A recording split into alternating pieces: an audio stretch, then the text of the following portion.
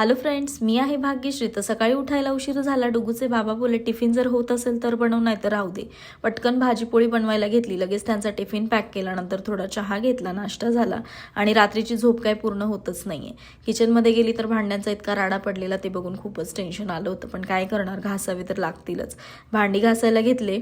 डुगू झोपली होती तर कपडे पण लगेच धुवून घेतले. गॅलरीत कपडे सुकवायला गेली तर कबूतर आता अजिबात घाबरत नाही. डुगू झोक्यातून लगेच उठून बसते. ती एक भीतीच वाटायला लागली आहे. आणि दुपारी आईने आणला होता पाववडा, तर त्यांच्याशी गप्पा मारत डुगूचं आणि माझं खाणं चालू होतं. संध्याकाळी पिण्याचं पाणी संपलं होतं, ते येतं दुसऱ्या दिवशी. म्हटलं आता करायचं तरी काय, तर समोरच्या ताईंकडून टोपभर पाणी घेतलं. ते आत्तासाठी पुरेसं आहे. आणि मला रोज रात्रीच्या जेवणाचा प्रश्न पडलेला असतो की स्वयंपाकाला काय बनवायचं. मग मी तिखट वरण, भात आणि चपात्या बनवल्या आणि आम्ही जेवणही केलं. आणि डुगूच्या मुंबईच्या आजोबांचा व्हिडिओ कॉल आलेला. ते रोज रात्री तिला बघण्यासाठी, बोलण्यासाठी व्हिडिओ कॉल करतात. मग माझंच बोलणं चालू होतं त्यांच्यासोबत. तर असा होता आजचा माझा मिनी ब्लॉग. तर मंडळी, व्हिडिओ आवडल्यास लाईक करा. भेटूया पुढच्या ब्लॉगमध्ये. बाय.